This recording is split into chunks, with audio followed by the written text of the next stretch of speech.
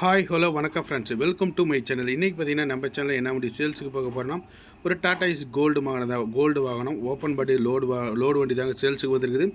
இந்த வண்டியோட registration number TN93. இந்த வண்டியோட மாடல் பார்த்தீங்கன்னா 2019 மாடல் BS4 மாடல் வாகனம் வரும். ஆயில் டேங்க் வராது. வண்டிக்கு ஓனர் பார்த்தீங்கன்னா 2 ஓனர். இன்சூரன்ஸ் 1 வருஷம், எஃப்சி 1 வருஷம் கரண்டில் எடுத்து கொடுத்துடலாம். லைஃப் டேக்ஸ் வாகனம் வண்டி மேலே லோன் கிடையாது, சரண்டரோட கொடுத்துடலாம்.